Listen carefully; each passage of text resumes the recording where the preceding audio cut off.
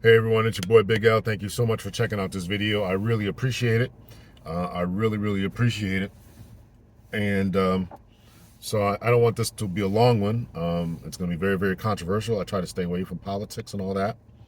But if you recall, a few weeks ago, excuse me, maybe like a week ago, as I record this, former President Barack Obama went to Pittsburgh, spoke to a bunch of men in a room that was obviously being recorded, and the video was uploaded, obviously intentionally, for the world to see.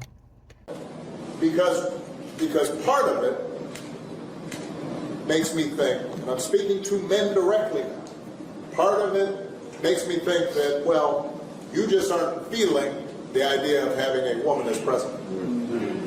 And you're coming up with other alternatives and other reasons for that.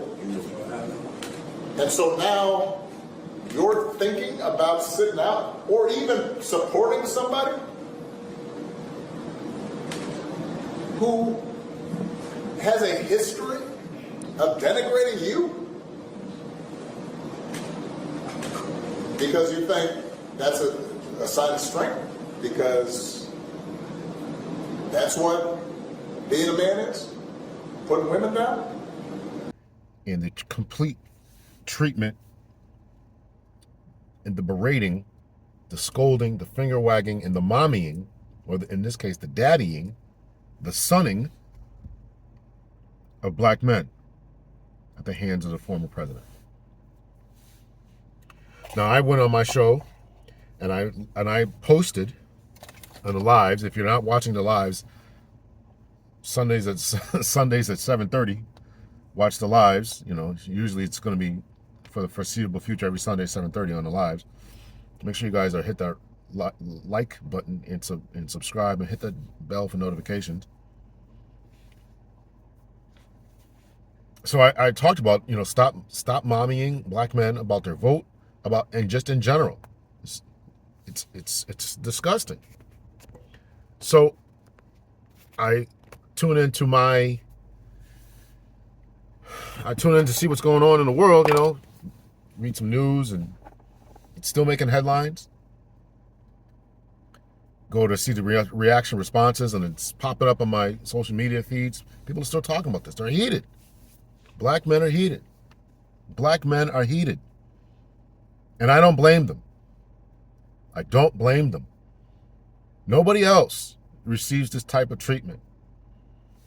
And as one who's claiming to be of some type of African lineage, the former president should have known that. The former president should have known what he was doing, the Pandora's box that he was opening. You know, they've been sending out their surrogates. They're so worried about this. They're sending out their surrogates to the black community.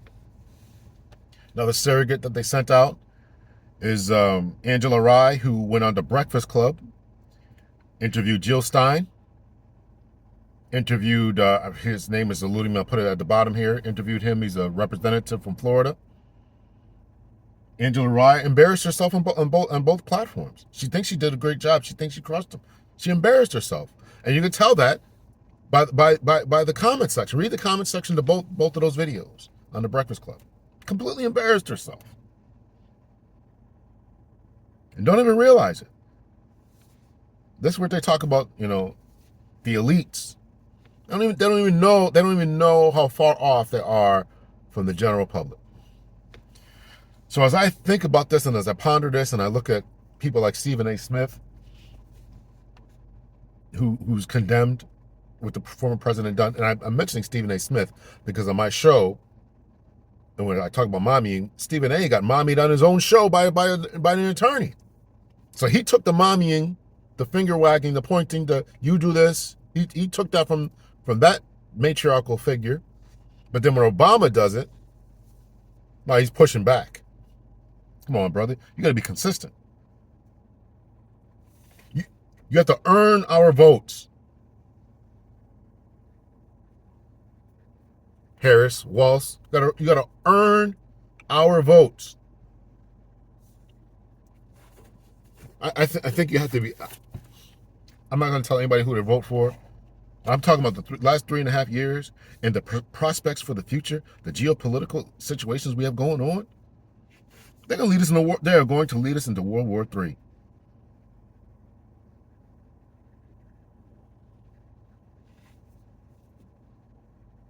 I'm going to vote for that.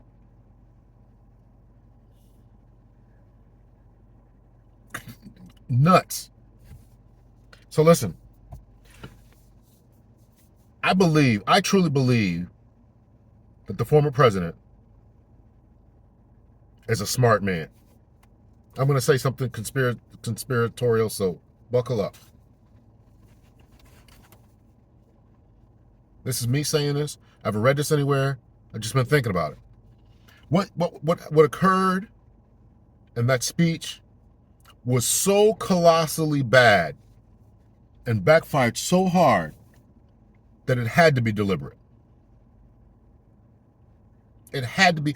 These people, this is the former president of the United States, Barack Obama, who in 2008, when wrote the book about how to appeal to people about using social media and all that, his social media campaign, wrote the book. You go from that guy to this? There's been speculation that he didn't really want her. You know, I'm not in these meetings. I don't know. He didn't really want her. He wanted to do, you know, have a, you know, after Biden stepped down and wanted to have a, you know, a formal, you know, vote, the Democratic National Convention, do things the right way.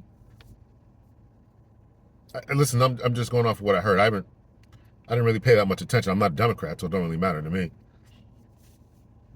Nor am I a Republican, if anybody's asking. But it was so colossally bad. It had to be done on purpose. It had to be done on purpose. This man wrote the book. These people are so in tune that they're constantly doing surveys and reaching out and talking to people and this and that and this and you know these people are their pulse and they're forward thinking. These think tanks and these campaigns, and this is what they do for a living and how to get things and how to word things and how to people should dress. And you're gonna send him out to do that? You couldn't see this coming? Either they think that they either, and then listen, I know that they have no respect for us. I'm no, without a question, without a doubt. Hillary Clinton walking around with hot sauce in her pocketbook, dancing. These people going to church swaying, going to black churches swaying, putting on performance. They don't take us seriously. I definitely know that. They don't take us seriously. But I can't see why President Obama didn't see it coming. Didn't see this backlash coming. I can't believe that. So colossally bad, it had to be something that was done on purpose. Had to be. What that purpose was, we can only speculate. I'm only going to speculate. I don't know. Does he not want her to win? Maybe he's really upset about this, about the whole thing. He just, listen, I'm going to go out there and say this, and I'm going to tank the whole thing. I wouldn't be surprised at all. That was what he occurred. What he said has completely backfired. Everything that this woman has done, and every prop up that they put for her to win this, is just tanking. They tried to hide her from the press. That didn't work. Put her put her in front of the press. Fox News, 60 Minutes. Disaster. Only thing that she did well was that debate with Trump. But you can't take that seriously because you know there's so much prep time for it. But on one-on-one conversations, you have difficult conversations. You look at this Fox News interview with Brett Baier, 60 Minutes. You put this woman in the same room with Vladimir and Putin. Oh my God. Listen. Again, I'm not telling you to vote for it. Do your own math, do your own calculations, and come up with whatever you come up with. But this voting for me because I'm black stuff, we got that once.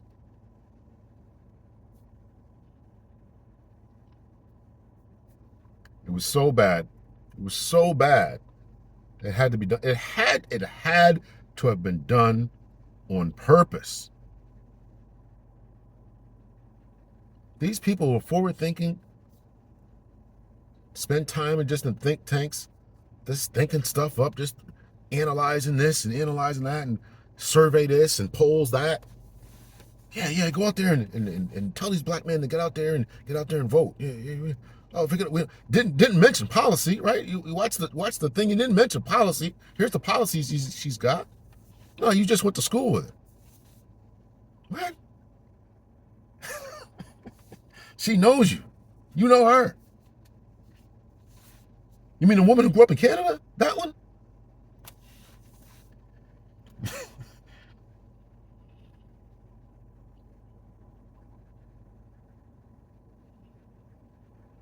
Wow.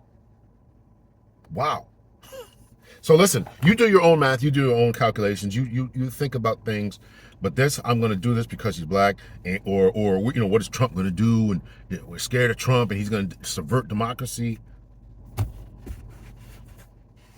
Listen, listen. If you think that President Biden and Harris are running the joint, they're already not running stuff, right? The question is what figurehead you're going to have, and I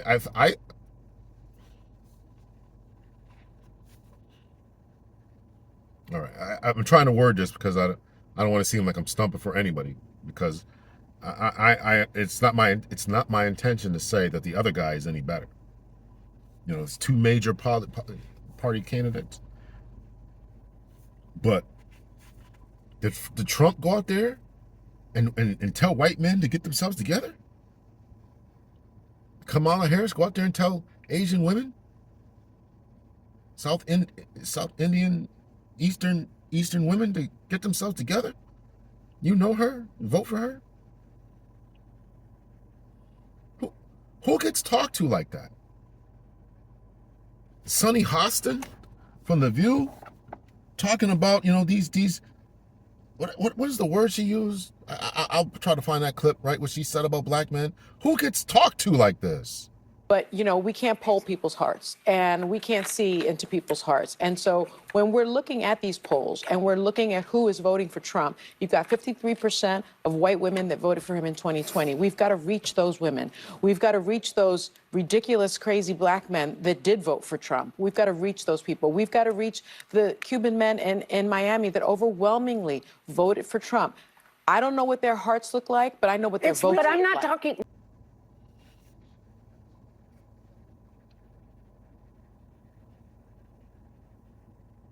Who gets talked to like that?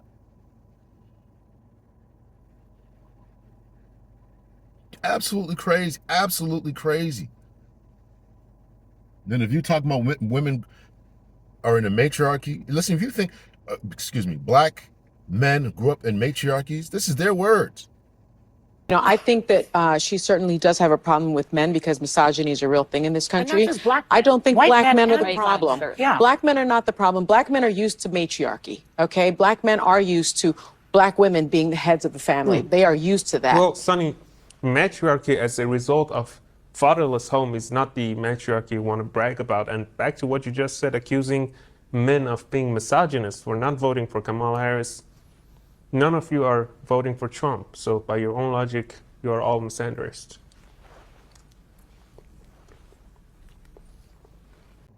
Black men grew up in a matriarchy, so therefore we don't have a problem voting for that. So so we're the outliers here. Is that a good thing? Is that a good thing, or that a good thing, or is that a bad thing? Because when we look at our economic numbers and all the other identifiable numbers that of quality of life and all that, we're dead last. So maybe that's the issue, Sonny Hostin. Maybe that's the issue.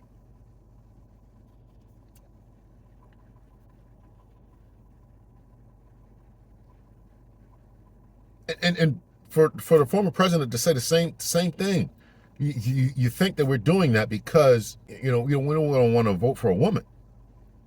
He's got to have looked at the numbers and seen that we voted for Clinton.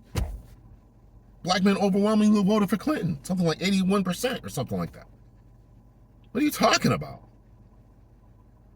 That's what I'm saying. He's got to know the numbers. He's got to know the math. He's got to know that he's got to have his. There's no way I can believe that a man as smart as him did something that dumb unintentionally. Right? Man, I just don't know what I'm doing. I'm just going to go out there and say this. My conspiracy theory, this is me saying this, is that what he did was intentional. To piss off black men. Maybe to use this as a scapegoat. Oh, if she don't win, it's because black men. Okay.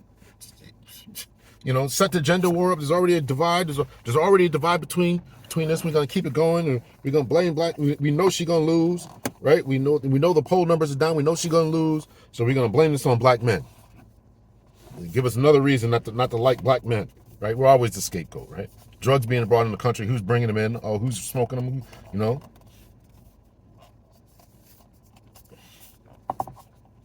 So I don't know, man. That was just crazy. So let me know your thoughts, your opinion. That's it. I'm gonna leave it off right there, right? This is gonna be a short one. Just let me know your thoughts, your opinions. I just think that was absolutely nuts. And everybody who stumps for her is only talking about the things that the fear mongering about Trump. He's gonna do this. He's gonna put us back in slavery. He's gonna. Oh my God. He's said this about that. And back in the days, he said this about the. He took out an ad about the Scotts. I mean, not the Scottsboro Boys, but the Central Park Five and all this stuff. But what economic policies is he implementing? What is he doing for our HBCUs? What benefits are we going to get? And Kamala Harris now puts out there her thing about, okay, we're going to make weed legal and we got to make sure black men can sell weed and smoke. Are you effing kidding me? So she went from, no, I'm not going to do anything for black people. No, I'm not going to do anything. Oh, yeah, okay, we're going to make sure the black people can smoke weed. The reality of who will benefit from certain policies, when you take into account that they're not starting at the same place and they're not starting on equal footing, it will directly benefit black children, black families, black homeowners, because the disparities are so significant. So if we focus on the specific issues that have resulted in the greatest disparities, and we understand that that's part of why we're doing it. Listen, the reality also is this. Any policy that will benefit black people will benefit all of society. Let's be clear about that. Let's really be clear about that. So I'm not going to sit here and say I'm going to do something that's only going to benefit black people. No, because whatever benefits that black family will benefit that community and society as a whole and the country. That's why I'm saying there's no way that the former president could have missed this. No way. No way. Let me know your thoughts, your opinions. Hit me in the comments.